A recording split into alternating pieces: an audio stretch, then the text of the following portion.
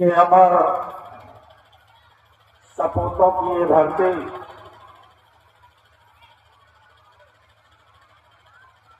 जो काकोरी है, ये काकोरी केवल लखनऊ के लिए नहीं, अपने देश की आजादी में जिन लोगों ने अंग्रेजों का छक्का छोड़ा करके देश को आजाद कराने में अंग्रेजों की उस ट्रेन का ऑपरेशन किया था और उन्हें फांसी के फंदे पर भी लटकाने का काम अंग्रेज सरकार ने किया। मैं मुबारकबाद देता हूं काकोरी के अपने पहुंच इन नौजवानों को, अपने जाबाज साथियों को, जब आपने ललकारा, जब आपने फटकारा, अंग्रेज यहां से भाग गया। एक किस्सा नहीं, कहानी नहीं। 9 अगस्त 1925 में जब आपने ट्रेन का ऑपरेशन किया, काकोरी कांड के नाम से पूरे देश में नहीं, पूरी दुनिया में एक काकोरी का गांव पहचाना जाता है। पर तकलीफ है, दुख है कि आजादी के 75 साल बीत जाने के बाद जिन काकोरी के लोगों ने अपनी कुर्बानी दी, अपने आप को इस देश के लिए न्यौछावर कर दिया, उस काकोरी पर सरकारों का ध्यान नहीं आया। यहां शिक्षा का केंद्र बिंदु कैसे बनेगा, यहां अस्पताल कैसे होंगे, यहां सड़कें कैसे होगी, इन चीजों पर ऐसे नेताओं का ध्यान नहीं दिया जो केवल एक दूसरे में नफरत पैदा करने वाले लोगों ने कभी भी आपके बारे में नहीं सोचा। हम सभी लोग धन्य हैं कि जिस धरती पुत्र मुलायम सिंह यादव जिन्हें काकोरी के लोगों की आवाज को सुना और यहां पर एक शिक्षा का, वो भी अपनी बेटियों के लिए विद्यालय की स्थापना करवाने में अपार सहयोग दिया है। मैं बधाई देना चाहूंगा कि आज के इस कार्यक्रम के स्थापना दिवस के पावन अवसर पर जो इस विद्यालय के संस्थापक रहे हैं, उनके दिल में इन बच्चों के लिए कितनी अच्छी जगह थी। आदरणीय फौज सफर जनरल अलवी साहब,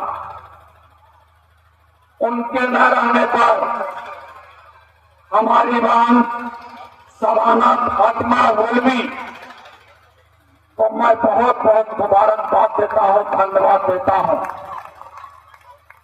यहां तो हमारे प्रोफेसर डॉक्टर फिराज हुसैन अंसारी साहब जैसे विद्वान लोग उपस्थित हैं। उपस्थित है हमारी पार्टी के प्रदेश के महासचिव जिन्होंने अभी झुमके की बात किया, वर्तमान में विधायक भी है आदरणीय अताउर रहमान साहब कार्यक्रम में उपस्थित है। आदरणीय सोनू कन्नौजिया जी, आदरणीय सीएल वर्मा जी, प्रमुख जी राजसिंह जी, हमारी ब्लॉक प्रमुख जी, और सबसे बड़ी चीज सबको एक साथ में लपेट रहा हूं, जहां जैसे जयंत की पूरी टीम और सफेर भाई की सभी लोगों को मैं बहुत बहुत धन्यवाद देता हूं। ध्यान आया अभी फातिमा अलवी जी के नाम से हमारा ध्यान उस तरफ गया जब इस देश में शिक्षा का कोई अधिकार नहीं था। इसी देश में पूना में जन्मे महात्मा ज्योतिबा फूले और उन्होंने अपनी पत्नी को पढ़ाया लिखाया। सावित्रीबाई फूले को, महात्मा फूले और सावित्रीबाई फूले दोनों ने मिलकर के बालिकाओं के लिए 1848 ईस्वी में बालिकाओं के विकास और तरक्की के लिए स्कूल खोला। उस स्कूल खोल लोगों ने उनके पिताजी से बताया कि तुम्हारे ये लड़के बेटे और बहू ये गंदा काम कर रहे हैं, ये देश के विपरीत काम कर रहे हैं, ये बालिकाओं को आगे बढ़ाने के लिए शिक्षा देने का काम कर रहे हैं। क्योंकि इनके किसी ग्रंथ में लिखा गया है कि बेटियों को पढ़ाना मत, लेकिन महात्मा ज्योतिबा फूले और सावित्रीबाई फूले ने मिलकर के जब विद्यालय खोला और उन चूलखोरों ने जब उनके बाप को बताया तो उनके बाप ने अपने बेटे और बहू को बुला करके पूछा कि आप ये बताओ कि ये गलत काम क्यों कर रहे हो, तुम्हें अच्छा काम करना चाहिए, क्यों बेटियों को पढ़ा रहे हो। तो उनकी बहू सावित्रीबाई फूले ने कहा हम स्कूल चलाएंगे। बाप ने बेटे और बहू से कहा ये बताओ कि तुम्हें स्कूल पसंद है या अपना घर पसंद है। उन दोनों दंपतियों ने पत्नी ने कहा कि ये पिताजी आपका सम्मान करते हैं, लेकिन इस देश में आग लगाने वाले लोगों से हमें मुकाबला करना है, इसलिए हमको अपने बेटियों को पढ़ाना है। हमें आपका घर पसंद नहीं है, हमें विद्यालय पसंद है। वो दोनों पत्नी घर से बाहर निकले, चारों तरफ घूम रहे थे। उन्हें कहीं न कहीं से एक आशा की किरण, शिक्षा की एक ज्योति मिली जिनका नाम था फातिमा शेख। फातिमा शेख जैसे उस महिला ने कहा कि आप घबराओ ना, मैं अपने पिताजी से कह करके आपको जमीन दूंगी और उस जमीन में आप जो है विद्यालय की स्थापना करो। और उन्होंने जमीन दिया। जमीन में महात्मा शेख जो फातिमा शेख के पिता ने जमीन दिया और सावित्रीबाई फूले सभी लोगों ने मिल करके विद्यालय की स्थापना किया। आपको याद होगा, आप लोगों को ऐसे इतिहास को पढ़ना पड़ेगा, देखना पड़ेगा।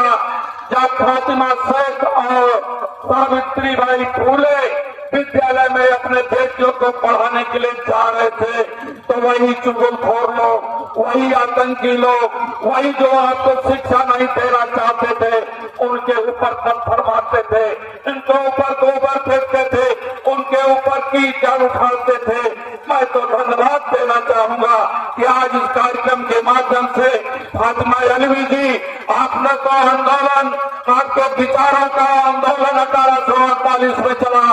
आपने उन विचारों की, शैक्षिक विचारों की आदि को लाने के लिए जब माननीय श्रद्धेय नेताजी मुलायम सिंह यादव को अपने हाथ ला करके बेटियों के लिए स्कूल खोलने का काम किया, मैं धन्यवाद देना चाहता हूँ। आदरणीय बाबा साहब अम्बेडकर जी भी एक ऐसे देश के राजनीतिक नायक रहे हैं। उन्होंने संविधान दिया और संविधान के माध्यम से नेताजी ने काम करने का काम किया है।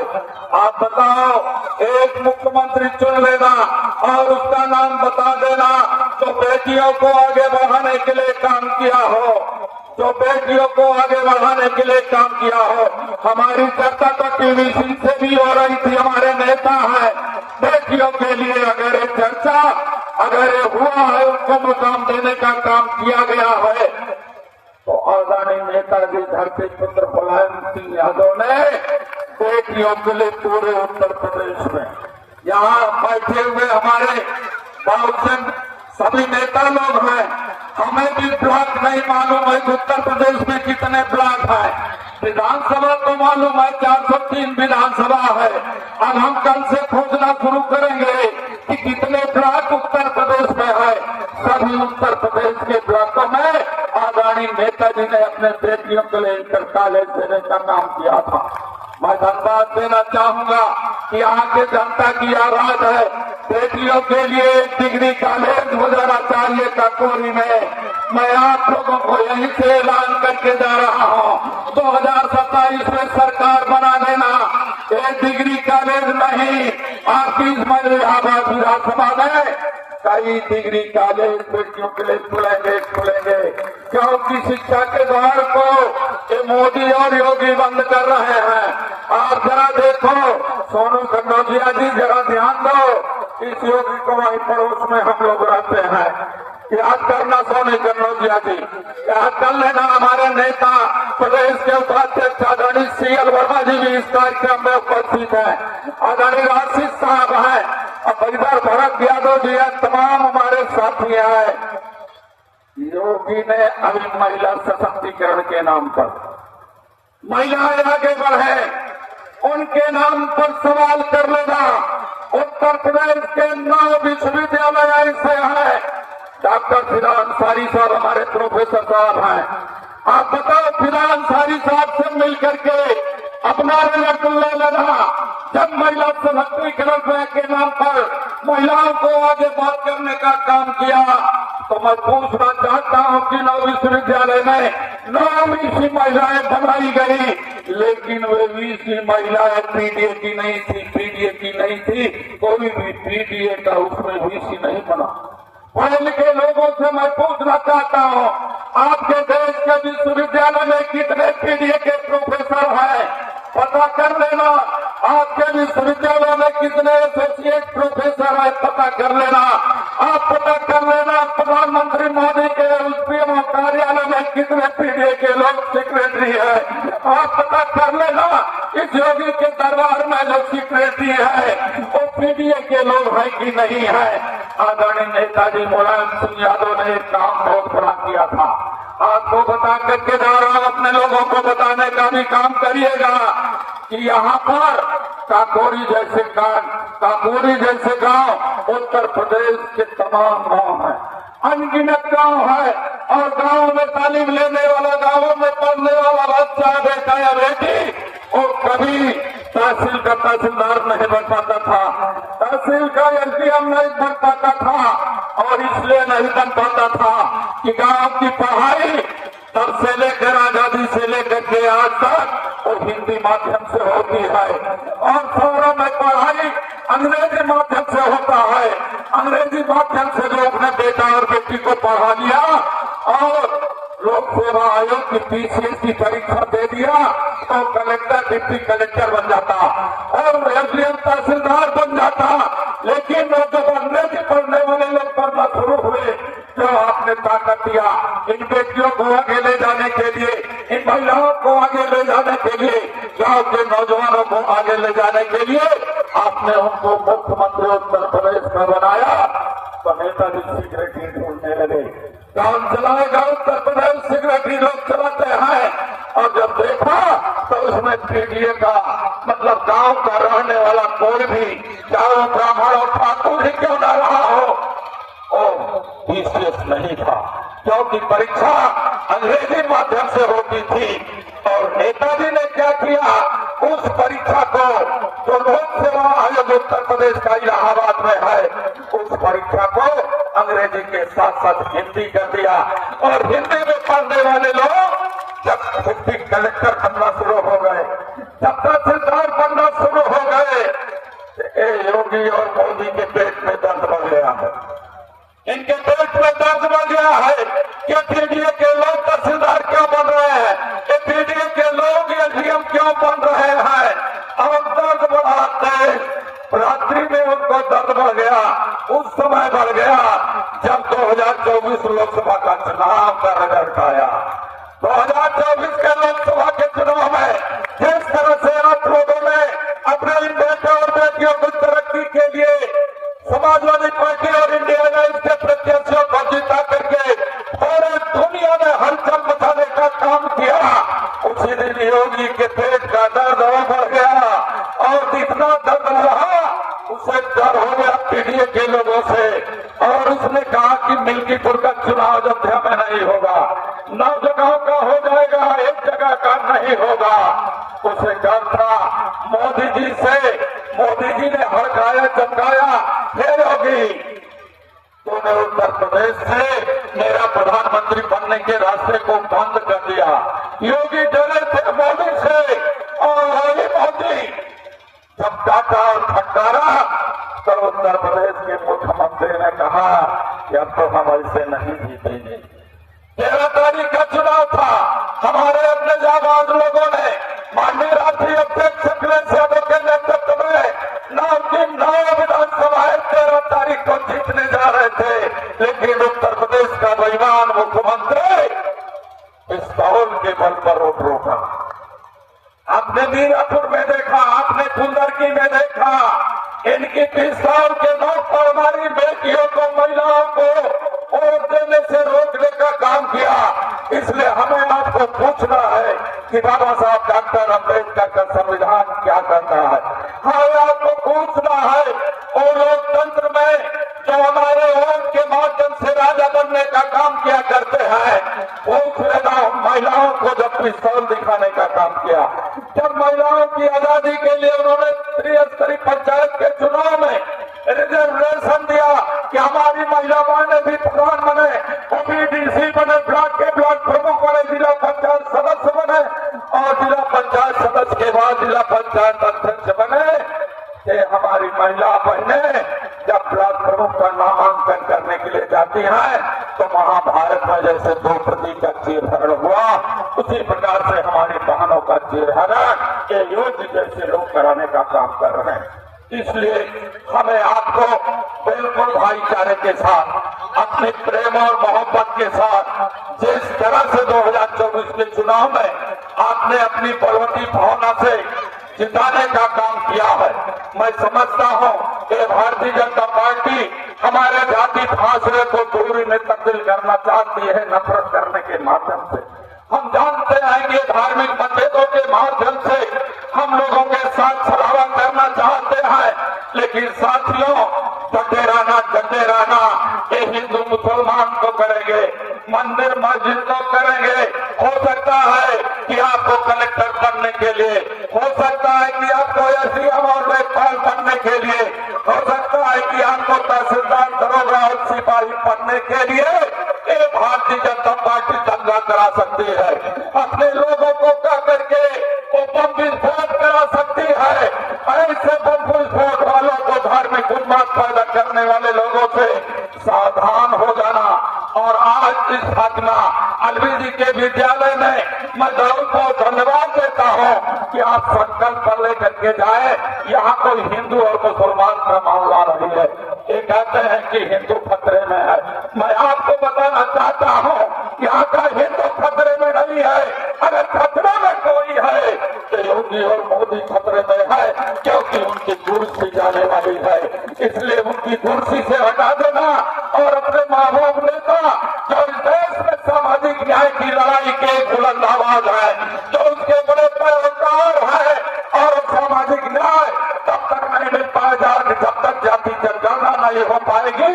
उस मुहिम को हमारे अपने नेता आदरणीय अखिलेश यादव के नेतृत्व में वोट दे देना। साइकिल पर दोगे कि नहीं भाई? बच्चों तुम लोग बताओ, साइकिल वाले कन्याधन दिए थे 20-20 हजार रुपया।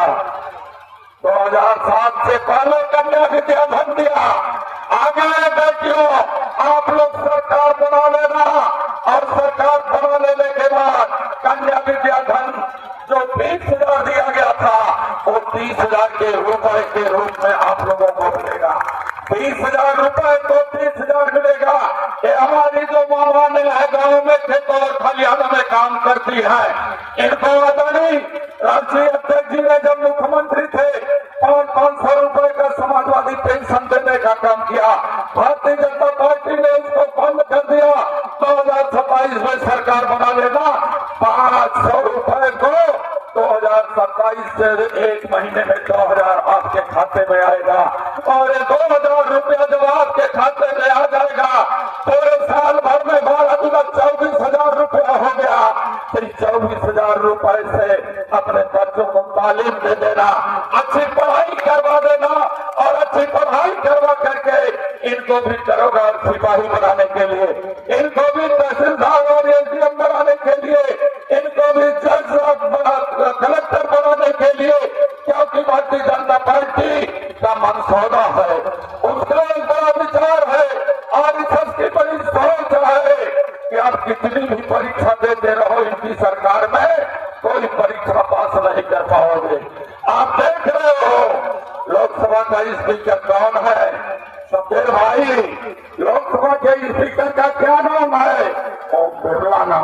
क्या नाम है डॉक्टर साहब?